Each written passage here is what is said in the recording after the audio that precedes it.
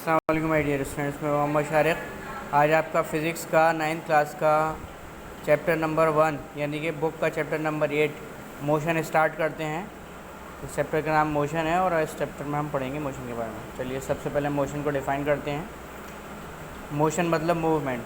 A body is said to be in motion when it change its position with reference of certain point. कोई भी body उस वक्त motion में या movement में कहलाती है जब वो किसी रेफरेंस पॉइंट के कंपैरिजन में अपनी पोजीशन को वक्त के साथ साथ बदलती रहे।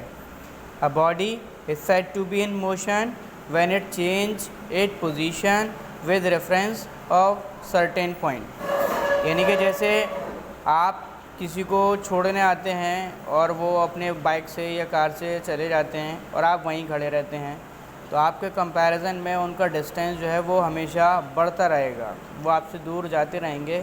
तो इसका मतलब ये है कि वो मोशन में है। इसी तरह से अगर आप किसी का वेट कर रहे हैं और वो आ रहे हैं तो उनके बीच में और आपके बीच में दूरी वक्त के साथ घटती जाएगी, तो इसका मतलब भी ये है कि वो मोशन में है।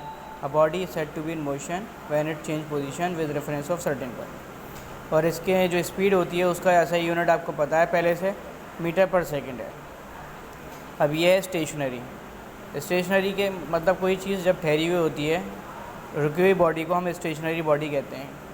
If a body does not change its position, अगर कोई बॉडी पोजीशन चेंज नहीं करती with time with reference point, यानी कि किसी रेफरेंस पॉइंट के मुकाबले में बॉडी अपनी स्टेशनरी पोजीशन को चेंज नहीं करती, तब हम कहते हैं the body is in called stationary condition. और स्टेशनरी कंडीशन में जब कोई ऑब्जेक्ट होता है, कोई बॉडी होती है, तो उसकी स्पीड होती है ज़ीरो।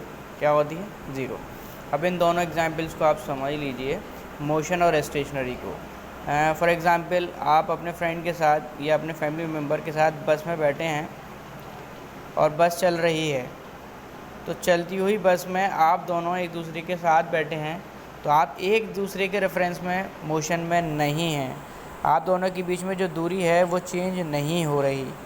बस चाहे कितने भी तेज़ चलती रहे, लेकिन आप दोनों के बीच में जो दूरी है वो टाइम के साथ चेंज नहीं हो रही, तो आप दोनों एक दूसरे के रेफरेंस में मोशन में नहीं हैं बल्कि स्टेशनरी हैं। और अगर आप अपना कंपैरिजन किसी बाहर, बस के बाहर स्टेशनरी चीज़ से करते हैं, किसी पेड़ से करते हैं, किसी बिल्डिंग से करते हैं, किसी घर से करते हैं या किसी शख्स से करते हैं, तो उसके कंपैरिजन में आपकी पोजीशन हमेशा चेंज हो रही है, तो उसके कंपैरिजन में आप मोशन में हैं।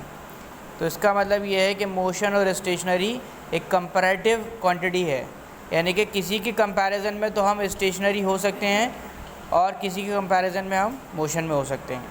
यानी बस में बैठे सारे पैसेंजर एक दूसरे के रेफरेंस में स्टेशनरी हैं क्योंकि उनके बीच में कोई डिस्टेंस चेंज नहीं हो रहा, और वो सारे पैसेंजर बाहर के लोगों के कंपैरिजन में मोशन में हैं क्योंकि उनके रेफरेंस में उनका पोजीशन चेंज हो रहा है।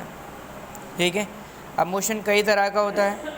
Straight line motion, uniform motion, non uniform motion, circular motion, periodic motion, non periodic motion और रैंडम मोशन। ठीक है, मैं इसको आपको थोड़ा थोड़ा बता देता हूँ। स्ट्रेट लाइन मोशन जैसे कि जब हम कोई बॉडी या कोई व्हीकल, कोई गाड़ी सीधे रास्ते पर चलती है, स्ट्रेट लाइन में चलती है, स्ट्रेट लाइन में चलती है बिल्कुल, तो उसे हम कहते हैं स्ट्रेट लाइन मोशन। ठीक है, स्ट्रेट लाइन मोशन। और दूसरा है यूनिफॉर्म मोशन। यूनिफॉर्म मोशन का मतलब ये है कि जब कोई ऑब्जेक्ट कांस्टेंट स्पीड पर चलती है, सेम स्पीड पर चलती है, उसकी स्पीड बहुत ज़्यादा तेज़ नहीं होती और बहुत ज़्यादा स्लो नहीं होती, नॉर्मल रहती है, यूनिफॉर्म रहती है, तो उसे हम यूनिफॉर्म मोशन कहते हैं। और उसका अपोजिट हो गया नॉन यूनिफॉर्म मोशन, यानी कि अगर ऑब्जेक्ट की पोजीशन, ऑब्जेक्ट की स्पीड जो है घटती बढ़ती रहती है, कभी स्पीड बढ़ जाती है, कभी स्पीड घट जाती है। रास्ता साफ होता है तो हम अपनी बाइक की स्पीड बढ़ा देते हैं, ट्रैफिक होता है तो हम बाइक की स्पीड को स्लो कर देते हैं, तो ऐसे मोशन को नॉन यूनिफॉर्म मोशन कहते हैं। ठीक है, समझ रहे हैं। और चौथा है सर्कुलर मोशन। सर्कुलर मोशन यानी कि जब कोई बॉडी, कोई ऑब्जेक्ट, कोई भी व्हीकल, कोई गाड़ी है ना, गोल रास्ते पर घूमती है। कैसे रास्ते पर?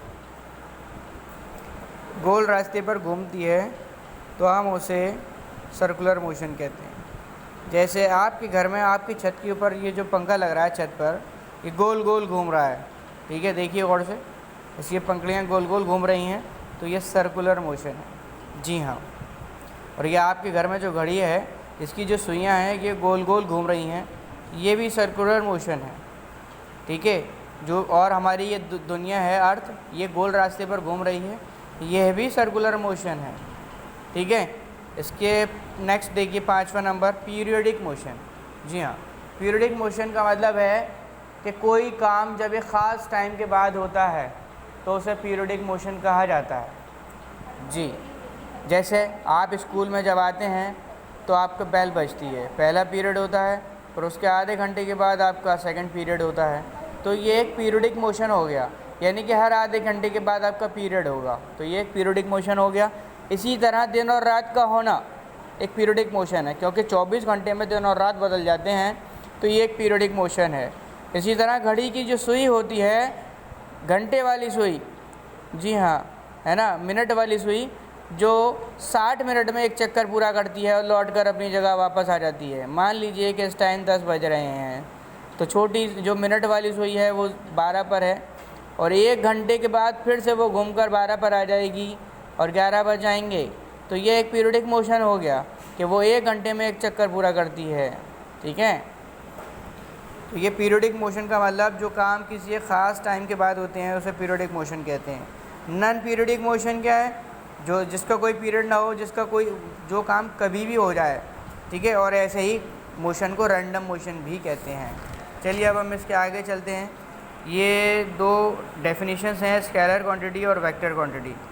ये आपके लिए जानना बेहद ज़रूरी है। स्केलर क्वांटिटी वो क्वांटिटी होती हैं जिसमें सिर्फ मैग्नीट्यूड होता है, कोई डायरेक्शन नहीं होता, यानी कि जिसमें वज़न तो होता है, जिसकी नापतोल तो होती है, लेकिन उसका कोई डायरेक्शन, कोई सिमत नहीं होती। जैसे आप मान लीजिए कुछ क्या है इसमें, एनर्जी। ठीक है, एनर्जी आप खर्च करते हैं तो उसका कोई डायरेक्शन नहीं होता कि आप किस डायरेक्शन में एनर्जी को खर्च कर रहे हैं। ठीक है, इसी तरह आप टाइम बताते हैं कि भाई मुझे 1 घंटा हो गया इंतज़ार करते हुए, 2 घंटे हो गए, लेकिन इसका कोई डायरेक्शन नहीं होता कि मैंने 1 घंटा किस डायरेक्शन में इंतज़ार करा। या लेंथ, कपड़े की लेंथ, 1 मीटर कपड़ा, या फिर डिस्टेंस, एनर्जी, स्पीड, है ना, ये स्केलर क्वांटिटी हैं, इनका कोनो डायरेक्शन नहीं होता है। ठीक है, समझ रहे हैं?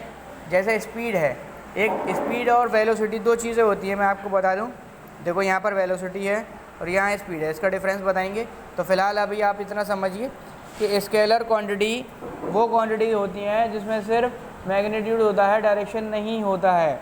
और इसके दूसरा पॉइंट देखिए, वेक्टर क्वांटिटी, है ना, देन सेकंड हेडिंग जिसमें लिखा हुआ है those quantity which has both magnitude and direction are called vector quantities, यानी कि वो क्वांटिटी जिसमें मैग्नीट्यूड भी होता है, नापतोल भी होता है, और वो किसी ख़ास डायरेक्शन में होती हैं, तो उसे हम वेक्टर क्वांटिटी कहते हैं।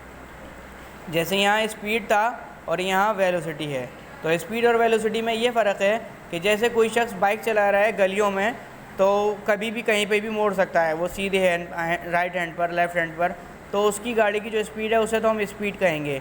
लेकिन एक रेल की पटरी पर चलती हुई रेल की जो स्पीड होगी उसमें डायरेक्शन चेंज नहीं होगा, तो उसे हम वेलोसिटी कहेंगे। यानी कि एक ही डायरेक्शन में या किसी ख़ास डायरेक्शन में जब मूवमेंट होता है तो उसे हम वेलोसिटी कहते हैं। जैसे स्पीड ऑफ एरोप्लेन को भी हम वेलोसिटी कहेंगे क्योंकि वो सीधा चलता है, और स्पीड ऑफ ट्रेन को भी हम वेलोसिटी कहेंगे क्योंकि उसमें ख़ास डायरेक्शन होता है। इसी तरह मास का कोई डायरेक्शन नहीं होता लेकिन वेट का होता है। डिस्टेंस का कोई डायरेक्शन नहीं होता लेकिन डिस्प्लेसमेंट का होता है। फोर्स का डायरेक्शन होता है, फोर्स किसी सिमत में लगाई जाती है, किसी डायरेक्शन में लगाई जाती है। ठीक है, तो ये वेक्टर क्वांटिटी हो गई। अब इसके बाद आता है एक्सेलरेशन। एक्सेलरेशन क्या होता है? The rate of change of velocity is called acceleration. The rate of change of velocity is called acceleration. और मैं आपको एक बात बता दूं कि जहाँ ये वर्ड है ना रेट, ठीक है, जहाँ भी रेट आ जाए तो आप समझ लेना कि अपॉन में टाइम आएगा, उसके अपॉन में टाइम आएगा, है ना। जहाँ पर भी ये वर्ड आ जाए रेट, है ना, तो क्या है? Rate of change of velocity. इसे हम ए से डिनोट करते हैं, इसकी ऐसा यूनिट मीटर पर सेकंड स्क्वायर होती है। अब एक्सेलरेशन का फार्मूला क्या बनेगा? चेंज इन वेलोसिटी, है ना। क्या था ये? Change in velocity upon time. Rate का मतलब क्या बताया मैंने? अपॉन टाइम, रेट, है ना, change in velocity upon time. तो चेंज इन वेलोसिटी का क्या मतलब है? चेंज इन वेलोसिटी का मतलब है final velocity minus initial velocity upon time. Final velocity को v से डिनोट करते हैं, इनिशियल वेलोसिटी को u से डिनोट करते हैं। ये फाइनल वेलोसिटी है, ये इनिशियल वेलोसिटी है और अपॉन में t, ठीक है।